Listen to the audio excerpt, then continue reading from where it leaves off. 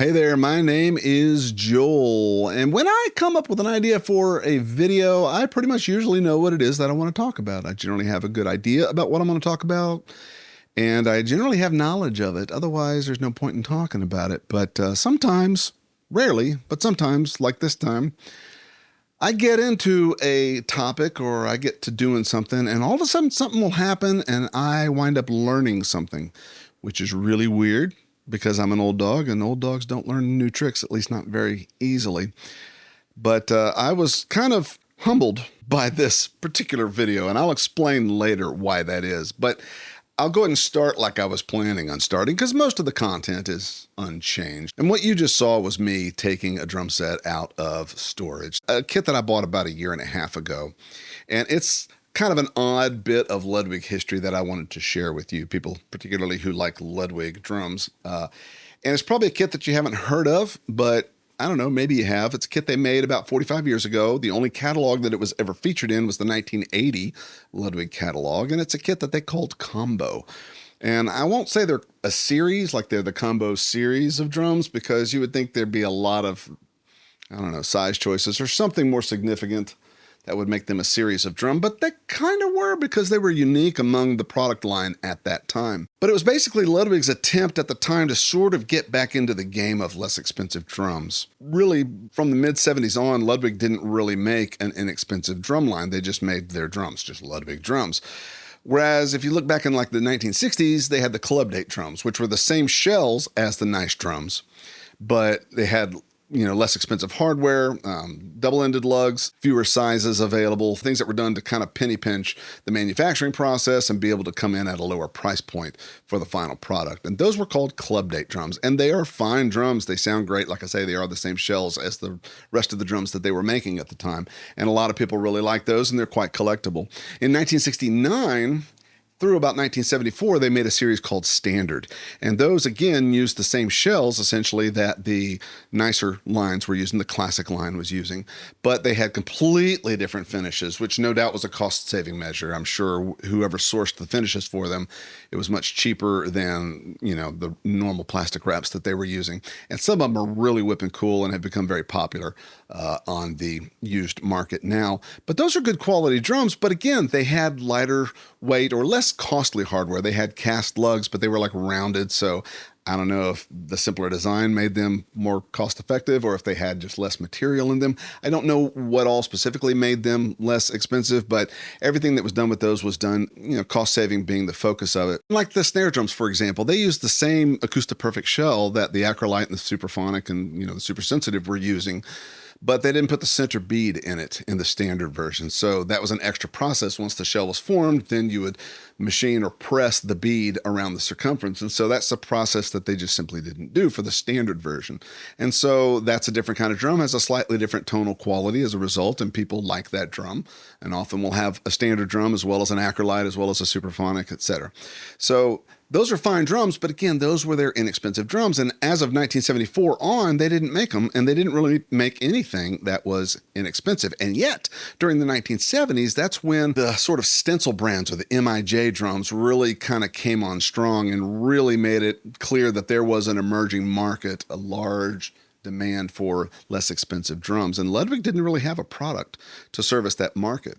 Now, if you don't know what I mean by stencil drums, basically, starting, I think, like in the late 50s and through the 60s and 70s into the early 80s, there were some Japanese companies. I think there were three main companies that were basically churning out drums. They had like various styles of lugs, and you, random person who wanted to sell some drums, start a drum company of your own or a brand of your own or whatever the case, you could reach out to them and say, hey, I want these colors and I want this kind of lug design and blah, blah, blah, and slap my name on it. And so then they basically would just sort of stencil the new name on an otherwise very common and repetitive product that was sold under lots of different brand names, imported from Japan.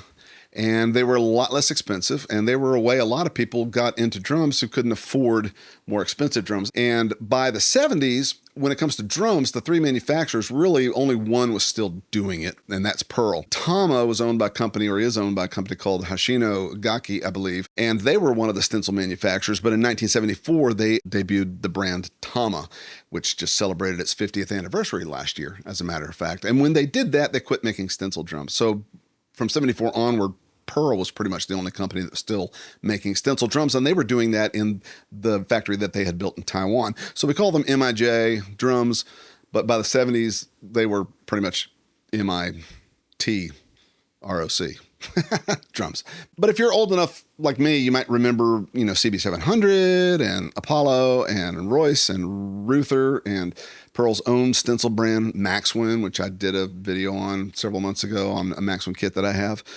But those were stencil drums. Those are MIJ drums. And that market was becoming really significant. So much so that there are tons of drums, obviously, nowadays that are made for that lower market. But Ludwig had nothing. So they decided to make the Combo series. Now, what did they do? Well, they introduced the Combo series in like 78 or 79, I think. Like I say, it's only in the 1980 catalog, but I think it was introduced to became available a year or two before that. But if you go back to 1976, something significant happened at Ludwig, and that is that they, for decades, had been making 3-ply shells with reinforcing rings. Up until 1976, they stopped making, in 76, the 3-ply shells with the reinforcing rings and began making 6-ply maple poplar shells with no reinforcing rings. And this was done not because they performed better, sounded better, whatever the case. It was done because it was less expensive to do. And I'm not throwing shade at Ludwig for making that decision. All manufacturers pretty much back in the 70s and before didn't really consider the drum shell to be an active part of the tone generating, system or whatever environment of the drum. It was more or less meant to be rugged enough, sturdy enough, made of a hard enough wood, of which sugar maple is definitely hard enough, to handle the tension of normal tuning, to be solid when hardware is bolted to it, to not give, to not yield, under tension. And other than that, the shells really just determined the dimensions of the drum, the size of the drum heads and the depth of the drum, and that really more or less determined what the drums were going to sound like. They weren't really thinking, oh, it's nice, thin, resonant shell, or, this exotic hardwood sounds different than this exotic hardwood, and all that kind of stuff that we have. All of that now. And I've done a video, by the way, on tone woods. If you're ever curious, I'll link to that below, just because some of that's kind of hooey. There's something legitimate to it. Some people poo-poo it entirely. I don't. I can tell differences, but anyway, that's a different video. Check that video out if you want to, hear that rant. But the 6-ply shell was something Ludwig did for economic reasons. When they did that, they did not use up all the 3-ply shells and then start making 6-ply shells and continue on. No, they made 6-ply shells. Once they sort of figured out the formula, they started manufacturing those, and they had a kind of a warehouse full of 3-ply shells. They had a lot of 3-ply shells left that they didn't really know what to do with. So 78, 79, somewhere around there, they decide they're going to make an inexpensive drum line, and ta-da, we have all of these shells that are already made. We just need to slap some hardware on them. So they chose to make single-headed drums, like concert toms, basically, including the bass drum, which if you look at the picture in the 1980 catalog, or if you look at these drums that I have, you'll see that the bass drum actually has lugs for a front head. But they did not ship from the factory with a front head. Instead, they shipped with these little S-clips that took the place of the head. They just sort of clipped on around the bearing edge, and then the hoop sort of slid on over those, and then you put the T-rods on and tension it up, and it holds the hoop on. So it looks like a double-headed drum with the hoop on it, but there's no head actually there. So clearly, a drum head was more expensive than like 10 of those little S-clips. So to handle the logo situation, because everybody was putting logos, including Ludwig, on their drum heads at that time, if you only have a batter head, then the way you make the logo readable is you put the logo on the inside. You flip it around, put it on the inside of the head instead of on the outside of the head like normal.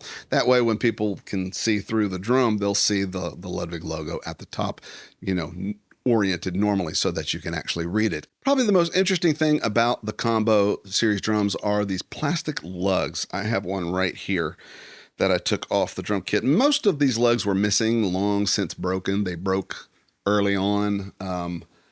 This is a plastic lug. In fact, it's scuffed right here. The chrome is scuffed on it, and you can see the plastic itself is actually yellow underneath. A very lightweight lug It does have a metal bushing and it has a spring inside, so it operates like the classic lugs that Ludwig had, but it's just plastic, which means under tension, and I don't know if you can see, but this one is cracked at the top. So, I mean, these gave plastic lugs. I really don't know what Ludwig was thinking. The only other company I've ever seen that made plastic lugs, which happened to be around this time as well, is Rogers with their Series 2 drums, which actually had plastic mounts for the toms, and a lot of the other hardware on it apparently was plastic.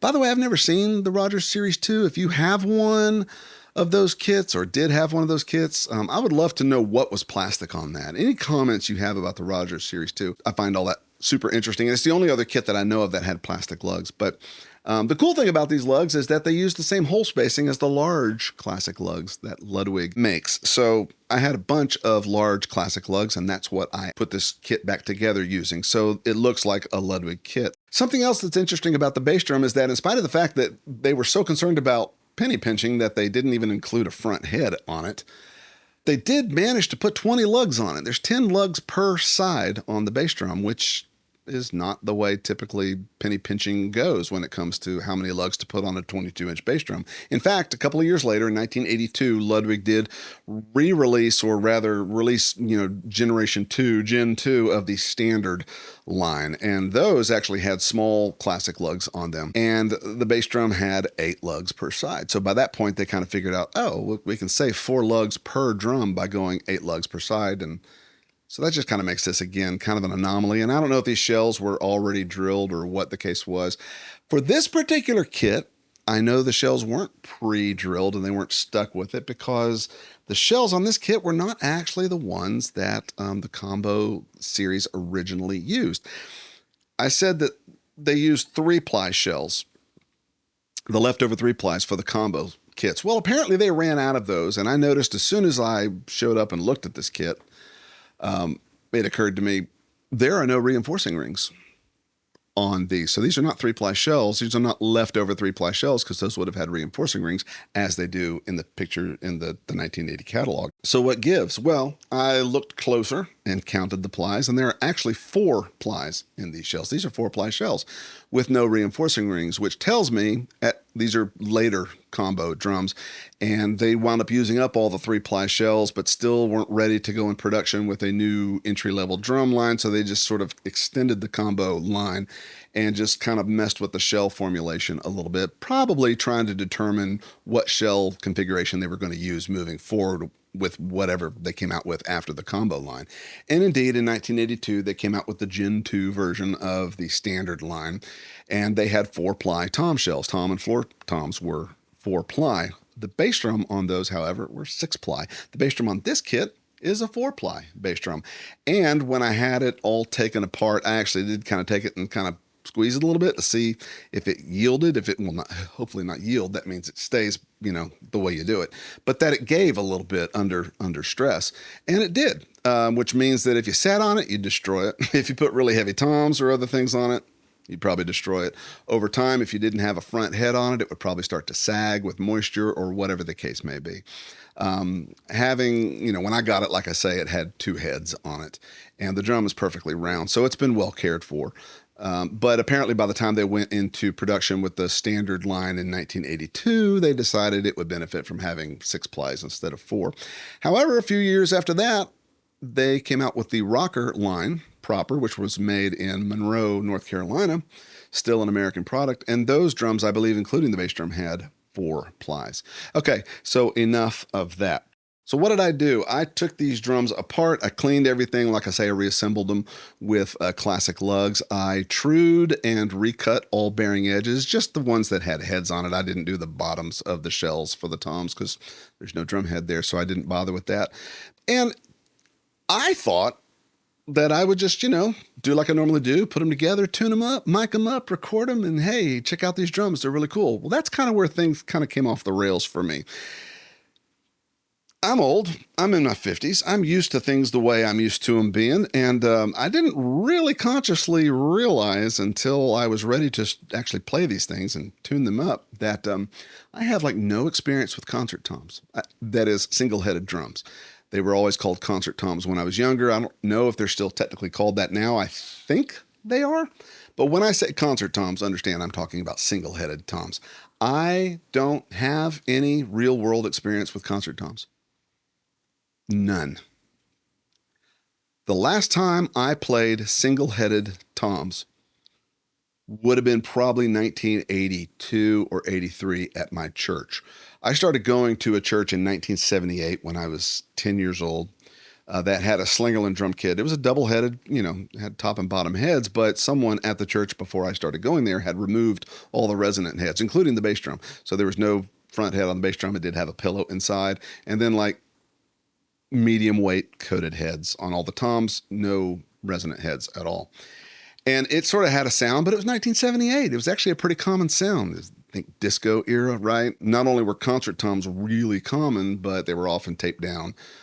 Duct tape or paper towels taped to it, things like that. Very dead, very short, very staccato sounds. And even rock bands, I mean, that was the disco era, but even rock bands at the time pretty commonly had single-headed toms. And so I was used to hearing that. I don't remember at the time. I was really kind of at the beginning of playing drums at that point, and I did play for, choirs and later orchestra and stuff like that. And those drums always were single-headed, and I always just played them. I didn't really try to tune them. I didn't really mess with them or anything. I didn't really get into that till later in the 80s. But I got my first drum kit for Christmas in 1980, and it was double-headed. It was an Apollo kit, double-headed toms, and bass drum. And then that was followed up a couple years later with an early 60s four-piece Ludwig kit, double-headed.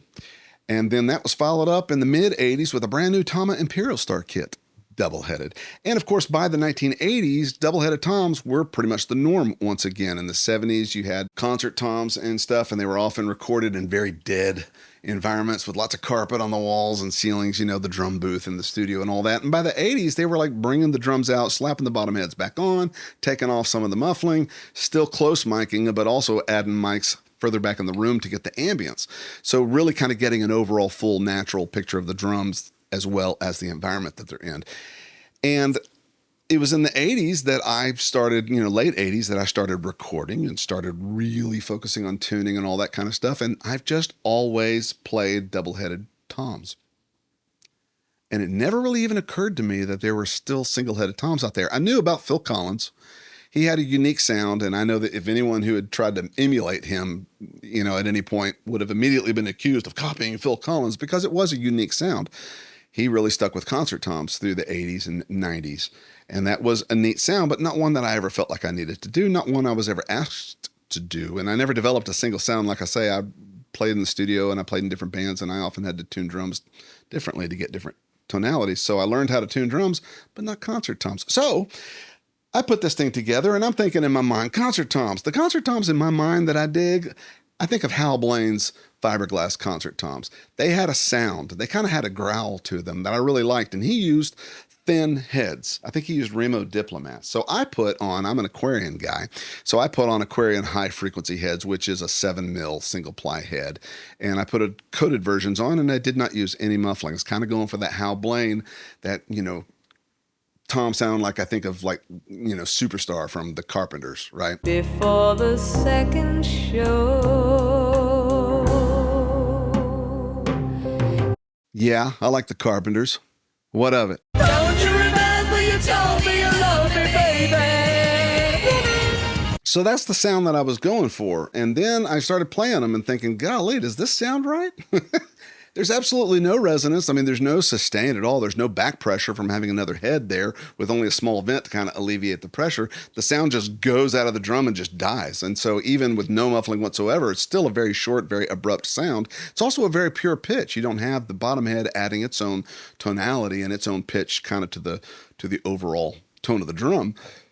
So it's a little bit more of a focused pitch. It bends a little when you lay into it. It sort of creates a little bit of a bend. I mean, once you lay into it kind of hard, it's actually stretching the head, kind of raising the pitch for a split second, and then it relaxes and drops. So it kind of creates a little bit of a pitch bend, which I think might have been going into the 80s, I think that little bit of a bend character might have been something of an inspiration for the development of the Simmons SDS-5, the first sort of practical electronic drum kit, because it had the ability to create a bend, a pitch bend, do, do, do, do, do, do, and that's kind of what concert toms do when you lay into them.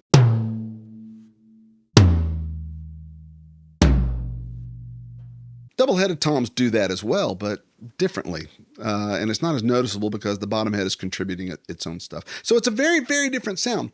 Bottom line, this old dog was really outside his wheelhouse. I really didn't quite know what I was doing. And I settled on a tuning that you'll hear in a second. But it also made me aware something that I really want to work on, because even as weird as it was, the truth of the matter is it was also really kind of fun.